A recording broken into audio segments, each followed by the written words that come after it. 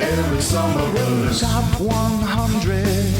Every summer Top 100. He's got a voice that's really the bomb. He'll make a choice that'll aggravate Tom. I hate to spoil it, but when all's said and done, Merchant of Venus gonna be number one. Every summer Top 100. Yeah. Welcome back to the Top 100. We're doing numbers 80 through 71 today. We're coming to you from Noah's classroom. This is where he's been doing all the online learning about all sorts of interesting topics. Hey Noah, what are you learning about today? I'm watching a YouTube video about Minecraft. You're watching a YouTube video about Minecraft during school? Dad, it's not school. It's Saturday. Oh, yeah. Carry on. I knew that. Carry on. I don't think you knew that. I carry on. All's good. Goodness. Yeah, carry on. You're weird. Number 80. Underwater cities. Let's kick things off with number 80, Underwater Cities from Vladimir Suchy. This is a deep game because it's underwater. Get it? It's deep. Yeah. You're building different domes underwater, expanding your little civilization under there. There's sort of an action card row. Yeah, that makes sense. Around the outside of the board, and you are racing to put your workers on those positions. But of course, some of the most important ones and the most useful ones will be taken by your opponents. There's a lot to juggle, but it's definitely well worth it. Underwater Cities, number 80. Number 79. Cryptid. Number 79 is a deduction game from Osprey Games. It's called Cryptid. It has it's sort of a hexagonal board, modular board. In fact, you pick a scenario at the beginning of the game that tells you how you set up this board and where this mysterious creature might be hiding. And you are trying to figure out all of the rules associated with finding that creature. It uses sort of a token system, and you make guesses and you try and suss out what the other players know. The other players all know a particular rule. You know a particular rule as well, and so you're trying to figure out all of the rules that the players may have. There's different difficulty levels as far as how complicated the rules are, but this one really took me from the get-go as soon as I started playing it. And as deduction games go, this one is really neat and thinky. This is definitely one you sit there and stare at the board for a while in dramatic thought, trying to work it all out. But if you figure out what all those rules are, it's very, very rewarding. I love Cryptid. Number 78. Project L. Number 78 is one of my favorites of the last year, and that is Project L. It is from Boardcubator Games and is just now sort of becoming available here in North America due to the Kickstarter, but I got to play this a little earlier than expected. Project L is a puzzle game, but it's also an engine building game. You start out with just a couple of pieces, and then you have 3 actions on your turn. You can acquire more single, one-by-one pieces. You can upgrade those pieces into larger sizes. You can turn in a 1x2 into a 1x3, or like an L shape. You can acquire puzzle tiles from the center of the board, which are then in front of you, and you can place your pieces on those as an action. You even have a cool master action where if you've got a bunch of tiles in front of you and a bunch of pieces, you can put one piece on each of your tiles, only once per turn though. That's pretty close to it. Each of those puzzle tiles are going to be worth a certain number of points. They're also going to give you a new piece as sort of income. So when you complete a puzzle, you get all the pieces back, plus you get some other piece from the supply, which you can now use to perform more puzzles. You get that ball rolling, and it all works really well. I love the tactile nature of this. The puzzle pieces are very, nice chunky plastic. The tiles are sort of a dual layer chipboard that allows you to, you can put the pieces, they sort of settle into the lower level. It doesn't look like much on the outside of the box, but the the pieces inside are really, I mean, I can show them off. I can show them off, can't I? Why not? Yeah, here we go. You know, you got these nice little indented pieces on the tiles, and the pieces themselves are nice, chunky, colorful plastic. It feels like you're playing with Tetris pieces. And I can't wait to see more. There's more expansions on the way. This has been a huge hit with my various groups, and one I am very happy to have in the collection, Project L. Number 77, The Networks. Number 77 is The Networks from Gilhova, a game that I truly appreciate due to its parody. The art is cute. You can see it's all over the cover there. The cartoony sort of parody. You're running a television station. You are trying to acquire programs to make your, make a profit, really, get lots of viewers and ratings, and sync up stars and advertisers and all this stuff to make that particular program really shine, and then replacing shows that aren't working in your schedule anymore. And you have like 3 slots, your 8 o'clock, 9 o'clock, and 10 p.m. slots that you're trying to fill. It's sort of a drafting game as well, but I really love how the art and the story, the theming of all of these different cards that you're drafting also have a relation to real life stars or even just tropes in the television industry. Networks has fallen a little bit. It's not hitting the table quite as often. In fact, I haven't even played the expansion. I want to. But it is a fun game and one I appreciate aesthetically tremendously. Number 77 is The Networks. Number 76, Can't Stop. Number 76, and oh no, I've had a rubber band failure. Got one of these box bands around Can't Stop, just because it's such a thin box and I don't want it to open. There's a bunch of tokens and stuff in here.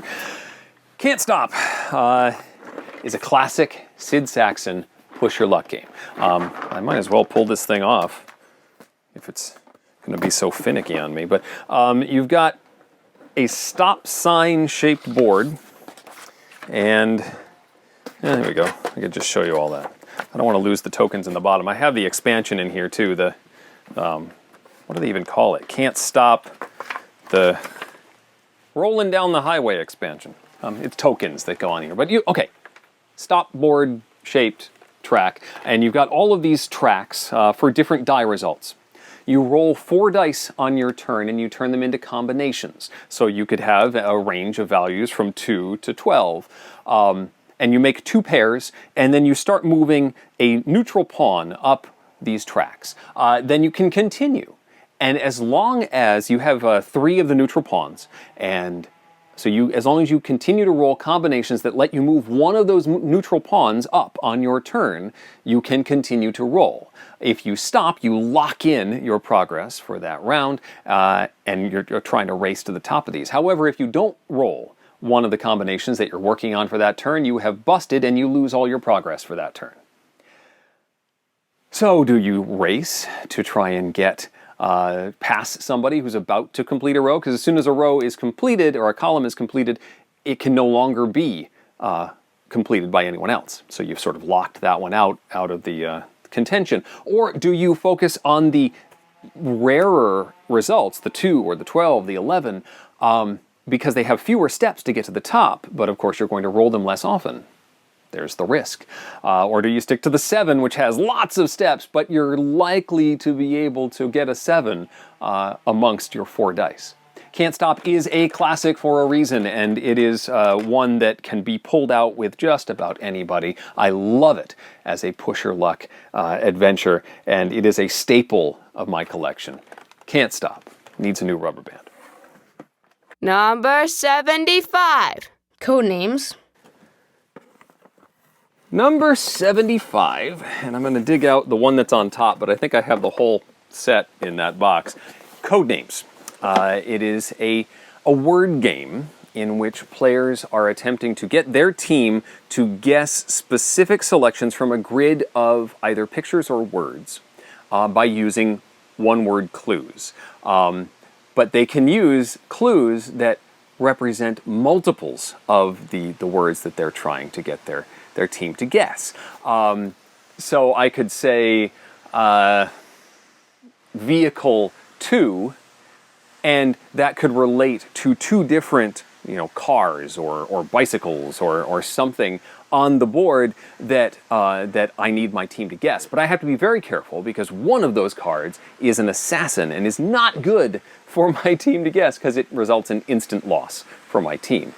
So I can't be too wide in my stretch or can't pick a clue that's going to send my team down the wrong direction.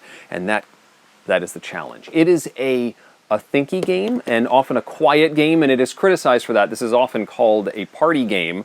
And I think it does that because it can be played with large groups, and I think it's good to play with large groups, like a group of 6 to 8 people, 3 on a team, 4 on a team, so that you get that discussion as clue givers try and give the clues. But it is not a raucous game.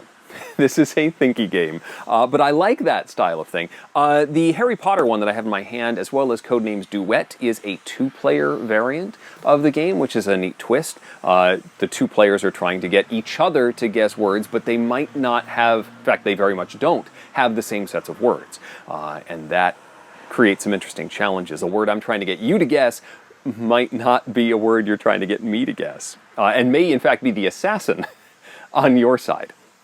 Tricky. Codenames is lovely because there's so many different variants. There's Marvel, there's Harry Potter, there's Disney. You can find a version that you really like and give it a whirl. Codenames. Number 74. Century Space Road? Close, that's a different game. Space Road, it's Spice Road. Century Spice Road. 74. Century Spice Road, another Emerson Matsuuchi game from Plan B Games. This is a really nice engine builder where you're turning cubes into other cubes. The cubes represent spice and different types of spices, but you have a whole bunch of cards in your hand, and you can play them to translate certain types of spice into other types of spice that might be more or less expensive, more useful. You're trying to fulfill orders that come up on the board and trying to do so before your opponents do. And as you play more of them, you're going to run out of cards in your hand, and eventually you have to spend a turn to reset and bring them all back into your hand. You're also acquiring more cards that will allow you to do more cool stuff, and getting the ones that are more useful to get your synergy going, turning 1 yellow cube into 3 greens, and then taking those 3 greens with a different card into something else, and making that chain work is what Century Spice Road is all about. It's delicious fun. Number 73. Andy Car. Number 73. Oh, how the mighty have fallen. This was at one time my absolute favorite game. Entdecker, Exploring New Horizons. It's a Klaus Teuber game about exploration. You have a map of the world. Here we go. Map of the world, and you are heading in from different sides of the board to explore 4 islands. And those islands are going to score you points by claiming different sections of them, putting explorers on them, building forts even, which can restrict the movement of other players past your island. They have to pay you a tax to go by. And as these islands complete, it's sort of a little bit of a Carcassonne, a tile-laying aspect, then you're going to score points. And the bigger the islands are, the more points they're worth. And then there's an area control thing as you compete for dominance on these islands. I like the risk versus reward aspect of this. You're pulling tiles, and some have question marks on the back of them that you then, the question marks can be either bonuses or hindrances, storms and sea monsters and stuff like that, or big bonuses, free stuff. So I like choosing whether to take the question mark tiles, and also how much you are investing in a particular run on a turn. You have to pay for your tiles up front and then flip that number and see what you get. Entdecker, Exploring New Horizons, still a lovely game, and number 73. It's a good one. Number 72. Burgle Bros.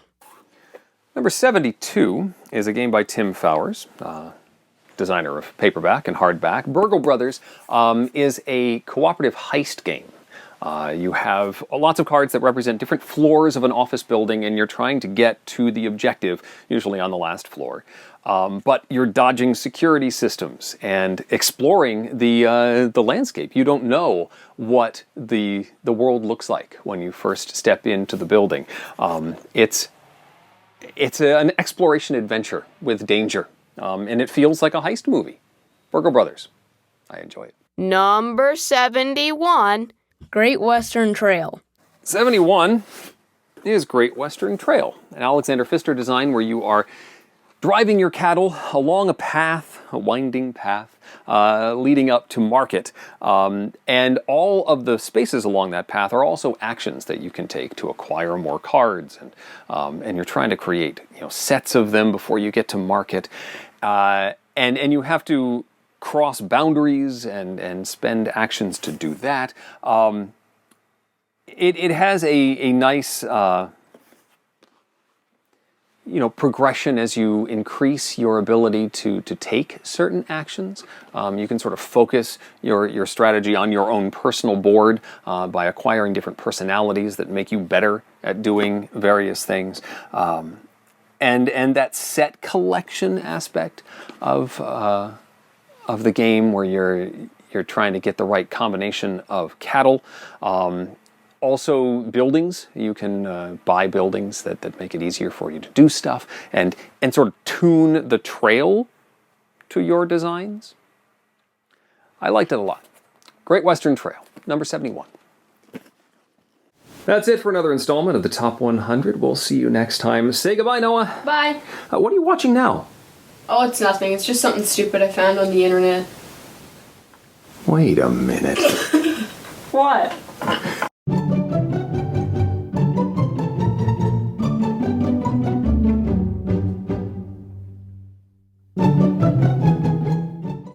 Every summer, Top 100. Every summer, Top 100. Every summer, Top 100. Every summer, Top 100. Every summer, Top 100. Every summer, Top 100. Every summer, Top 100.